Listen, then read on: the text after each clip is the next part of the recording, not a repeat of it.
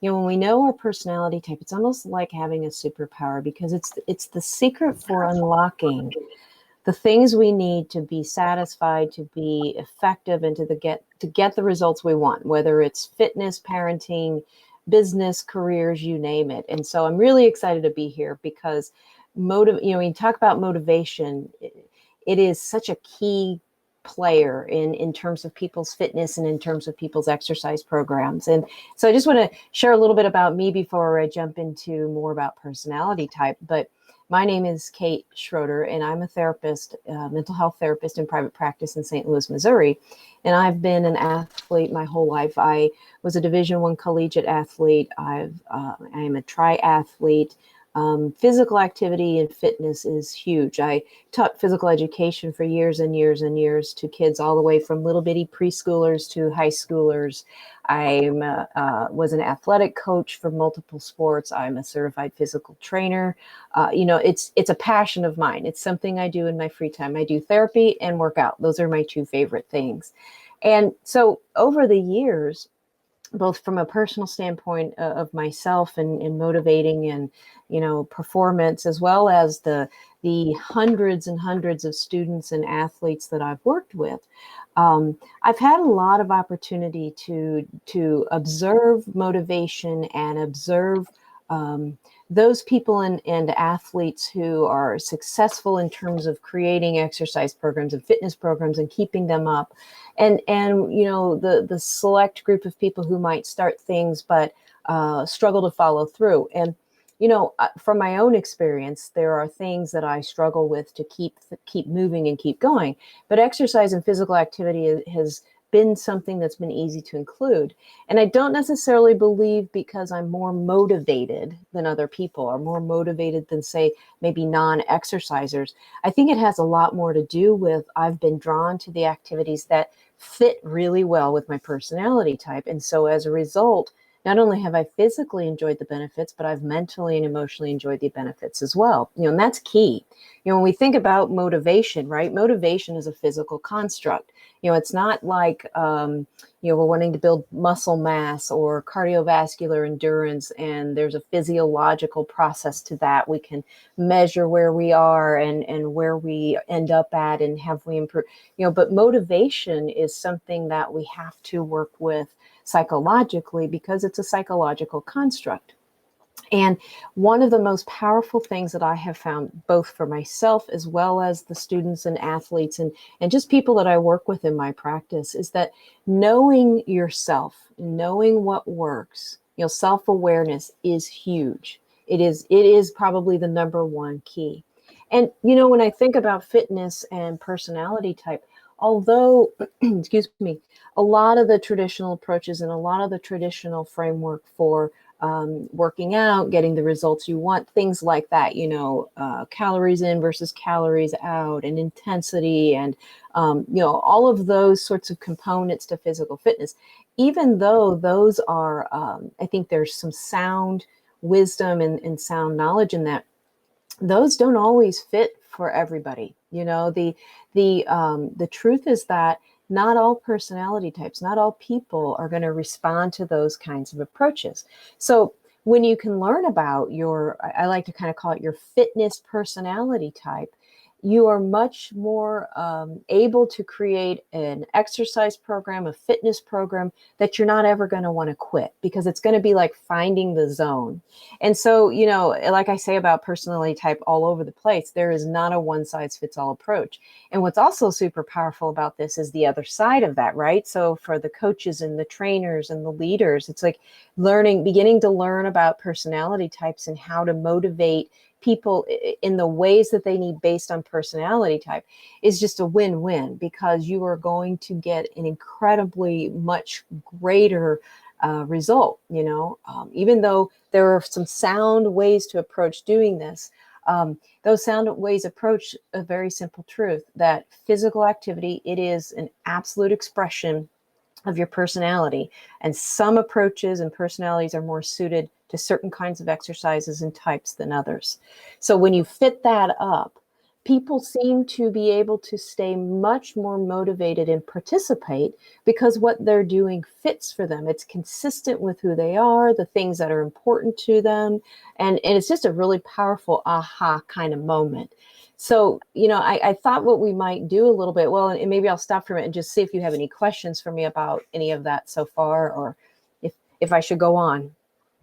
Yeah, keep on going. Yeah. So, I thought I would do just sort of a little brief overview of personality type, Myers-Briggs type indicator personality type.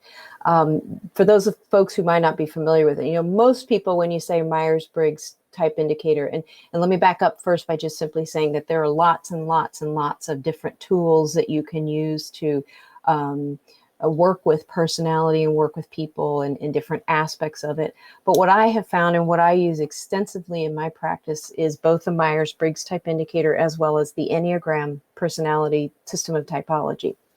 And specifically what I'm going to talk about today here is the Myers-Briggs, because I find that that is an incredibly powerful way to start determining a person's exercise personality, what it is that they need, how they're motivated, how to coach them, the ways to support them. All of that can be fleshed out by knowing a person's particular Myers-Briggs type. And so most people, when you say Myers-Briggs, they have some rudimentary understanding, whether it's, I took that one time a long time ago in a psychology class or for a job once, or my friend and I did something online. So it's a fairly widely known tool, and it's been around for, close to 80 years, I guess, and lots of data, lots of research. It's a very quantified tool that is used to sort people into different personality types. And what I always like to say is that there, because as human beings, we are very, very dynamic people, there's not any one thing that's going to capture all of who we are. But I do believe that the Myers-Briggs is a fabulous jumping off place to begin to learn about who a person really is, kind of their essence, right? How we were wired to be in the world way back before the world started saying, do this, don't do that, go this way, look like this, do these things. It kind of gets us all the way back to the core, the essence of who a person is. And by identifying type, we start to learn about how to practically apply the knowledge we gain in much more powerful ways. So it's like, stumbling around in a dark room, all of a sudden when we learn about personality type, it's like lights being turned on and we can see and move around all the obstacles in our way in a much more efficient and motivated kind of way. So, I often tend to tell people that although there are lots and lots and lots of online tests you can take to determine Myers-Briggs type, that 25% of the time, and these are statistics from the Myers-Briggs type gurus, the people, the consulting psychological press, and the people that examine and validate and update this test, the experts, so to speak, they say that 25% of the time that a person takes the Myers-Briggs type indicator with a qualified, certified professional, even, that 25% of the time the results are inaccurate. I've actually found that to be a much greater statistic. I've actually found it to be that actually only 25% of the time that someone takes the Myers-Briggs type indicator with a certified administrator do the results come out accurately. And there's lots and lots of reasons for that. But suffice to say is that, we also have, a defense system. We have our bonding, we have our culture, we have all of our internal beliefs that we've taken in, whether it's true or not.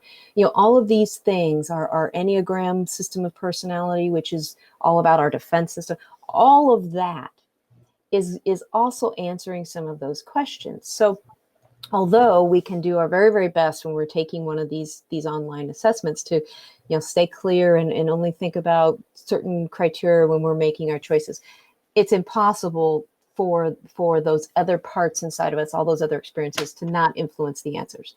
So all of that to say that taking an online assessment, doing those sorts of things is a great jumping off place. But if you really want to know true type, I would encourage you to work with someone who not only can type you, but also can move you through the verification process. Because without having that follow-up verification process, it's hard to know if you actually are that type or not. Like I said, 75% of the times I work with people, how they test is very different than their true type.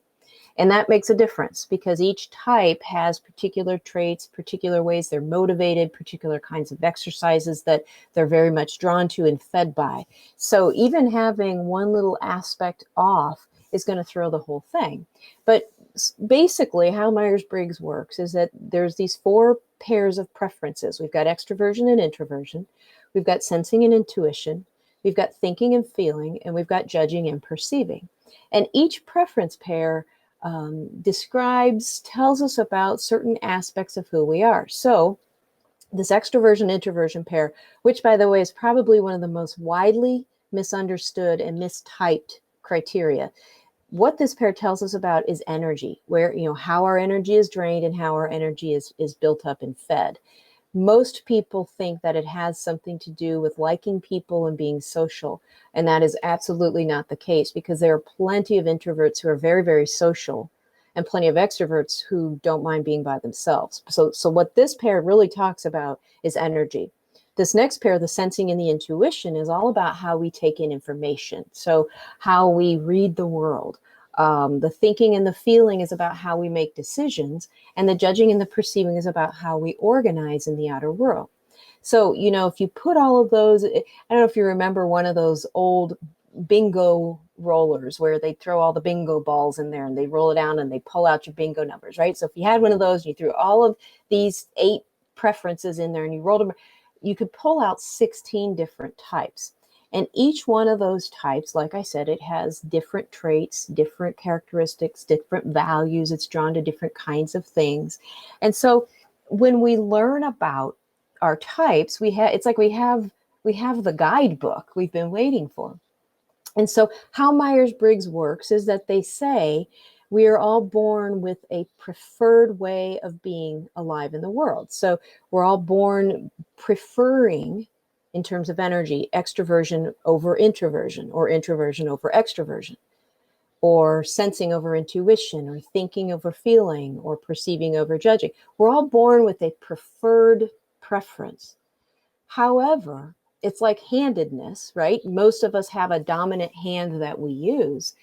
We still use our other hand as well. I'm right hand dominant. That doesn't mean I walk around all day long with my left hand tied behind my back. I still use my left hand to do quite a few things throughout the day. But when push comes to shove and I need precision and focus, I tend to use my more dominant hand. And that's kind of the theory, how the theory behind the Myers-Briggs works, is that we all prefer one way over the other.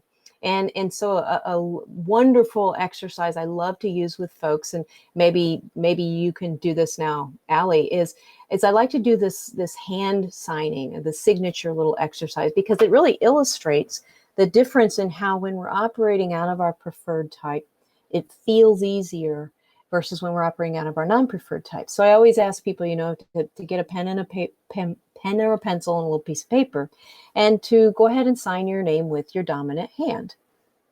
Usually it's pretty easy to do. You could probably sip a cup of coffee and have a conversation and think about what you're going to get at the grocery store while you're doing that, right? But if I said, okay, now switch hands and put that pen or pencil into your non-dominant hand and sign your name, it's a whole different ballgame, right? We might be able to kind of talk while we're doing it, but we're focusing. You might even be kind of, crinking your face up a little bit and sticking your tongue out. It takes more energy and more effort, more focus. We can do it, but it's not as legible. It just takes more concentration. That's how preferences work in the Myers-Briggs. That's why when we learn about type, we learn how to play to our preferences. Life really can open up for people. And no more do I see this than in the field of fitness and exercise. That when somebody begins to learn about why a certain environment discourages them from working out, or they learn about why certain exercises, they dread them, or they learn about why long distance running or frequent strength training kinds of things don't seem to work for them. There's really good reasons why that's the case, that most often goes far beyond someone just being lazy or not, not wanting to work out or those kinds of things. It has to do with, chances are, the approach or the environment or the particular activity or particular exercise just doesn't work for that particular person. And so there is a ton of value in bringing personality type into how we work with people, how we create exercise programs. I find research finds that people tend to stay far more motivated when they can be fit with approaches and programs and activities that fit their style. So some of the questions that I like to ask and work with people when I'm working in this area around type and fitness is to tell me a little bit about a typical week of exercise. Where do they exercise? Where do they like to exercise? What aspects work in the environment for them? Which aspects do not? Do they like to exercise alone, or is it helpful to have others? And to tell me more about that. And what's really fascinating is that sometimes extroverts can be found exercising by themselves, because if an extrovert is also a feeler, sometimes feelers can struggle when someone else is there to work out with them, because feelers are very focused on the relationship and the connection and maintaining that connection, and so sometimes that will supersede the actual getting the work done. So even an extroverted feeler might be found in some cases working out by themselves because they want to get the exercise done and they don't want to be distracted by other people. So that's the other really important aspect to talk about when it comes to personality type and fitness, is that it's not as straightforward as you might think, right? So if we think about extroverts who get energized by the outer world and introverts who get energized by this inner world, logic might say, well, then extroverts should exercise with people and introverts should not. And that's not always the case. Because thinkers, so this is the opposite preference from a feeler. Thinkers tend to be drawn to environments and activities where there can be some competition, and it sort of challenges them to rise up to the standards and the expectations. So you could have an introverted thinker who actually wants to compete against some other people because that's going to help elevate their motivation. It's going to help elevate their fitness. Whereas you can have an extroverted feeler who, for all intents and purposes, one would think, well, heck yeah, they want to be around people, who says, no way, I got to be over here because that's how I'm going to stay motivated and that's how I'm going to stay focused. So it's really a fascinating thing because it's not always as straightforward as you think. I find that there are a lot of different variables that go into it. And so it's not as easy as just simply saying, I'm an extrovert, I need to work with people, or I'm a thinker, I need to have competitive activities. It's just a really powerful kind of way. But, I work and want to know in terms of exercise, what motivates people, what fires them up, what kinds of exercise environments, things like that, turn them off, what kind of coaching styles work or don't work. What I have found, and so I'm an introvert, I'm an INFJ. And what I have found over time, obviously the older I am, the more I know about myself, but I've always known this, maybe not consciously, but is that as an INFJ, I need there to be some relationship in the coaching relationship as well. So athletic coaches or teachers or bosses or business coaches, whatever it is, that the relationship has to be a factor in there as well in order for me to stay motivated. If I'm in a program or I'm in an environment where I'm a name and a number and nobody really knows me or cares too much about helping me, create a relationship and success around what I want, I lose motivation very, very quickly. All it takes is a little bit of building that relationship. The other thing I notice as an introvert is that Typically, if I'm headed to the gym to do some strength training or things like that, I will look for it. I like to be in the gym because there's energy around me, right? We're all kind of doing like-minded physical activity sorts of things. But where I draw the line is I don't necessarily want to do idle chit chat or banter. I prefer to be working alongside people, even though I'm a feeler and I love people. I mean, people is my job. I tend to try to find times where it's much less busy. There's a little bit of activity going on in the gym, but much less busy. And within all of that, I tend to find my own little sort of corner where I can kind of hunker down and do my workouts. As a J, I'm pretty much, I approach fitness and work like that as a job in the sense of this is something that needs to get done. And if I have fun while I'm doing it, that's fabulous. But really the goal is to get through this program, this whatever that activity is for today. And when I'm done, I feel good. That's when I feel good. But P's are very different. P's say, perceivers, they say, hey, I want to have some fun while I'm working out. Working out, in fact, needs to be fun. That needs to be the emphasis for a perceiver. Whatever it is, a training program, an activity, it needs to be fun or you're going to lose them in terms of motivation. So it's a really fascinating and complex thing. And I could spend hours talking about all the nuances and types and roadblocks and, ways to increase motivation. When I work with people in my programs, I try to really address some key factors in a person's physical fitness. So things like motivation and approaches to exercise and, focus and attention, where, what helps that happen and the preferred environments and interpersonal connections or not, favorite activities, roadblocks. I try to work with their trainers and their coaches and their health professionals to kind of teach them a little bit about my client who I'm working with and what kinds of things approach. So it needs to be, like many, many things, it takes a village to raise people, right? We need to really, I believe, have a team approach when we're thinking about motivation. It's more than just getting your gear and heading to the gym and hammering it out. It's not quite that simple. So yeah, that's kind of my thoughts about fitness. I don't know if there are things you want me to address that I haven't necessarily addressed so far, Allie? I don't think so, but it's really interesting. I don't know, maybe like that's just the nerd in me kind of feeling that too, but Yeah. yeah, it's really cool. And like thinking about how when I work with clients, especially like when I think back to my early days as a trainer, and I kind of put everyone into this little box, and I said, "This is the way I'm comfortable training you, so this is how you're going to train. Have Yep. fun." And as I grew as a trainer and a coach and worked with more and more people, I realized like not everyone wants to be so structured or on the same page. Not everyone wants to be all free and running all over the place either. So I think it's really interesting. Yeah, so you've naturally, it sounds like, woven in, maybe you maybe haven't said, "Ooh, this is personality type," but you've naturally woven in that recognize the need for individual approaches with different clients. Yeah, That's for really sure. cool. Yeah.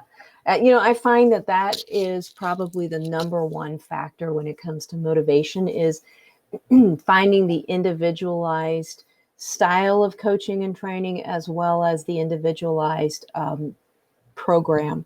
Yeah, that it's not a one size fits all thing.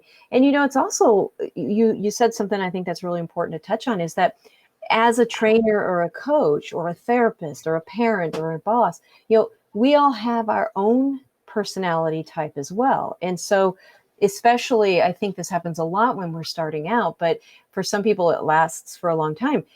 We coach or we train also through the filter of our personality type as well. So, there's great power in even having a basic understanding that people are different, they need different things, and that there's no one size fits all approach. It's fascinating. I think it's very fascinating.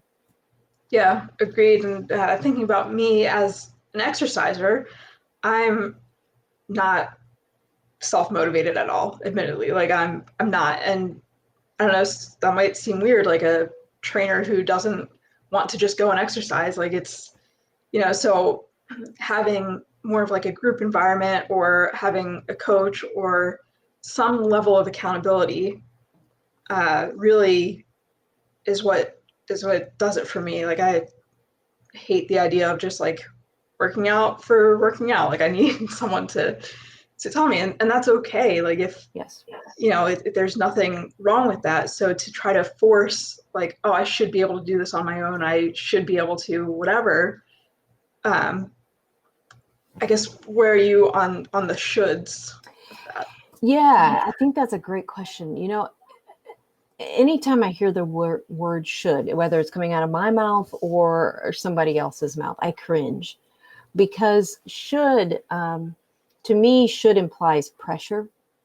And, pressure, I get, let me back up. I guess what it depends on is, does a person want to feel good about what they're doing, or do they just want to get it done? Right. So when I hear the word should, I always sort of get this sense in the back of my head that it's probably just a matter of time before the bottom falls out of this thing for this person.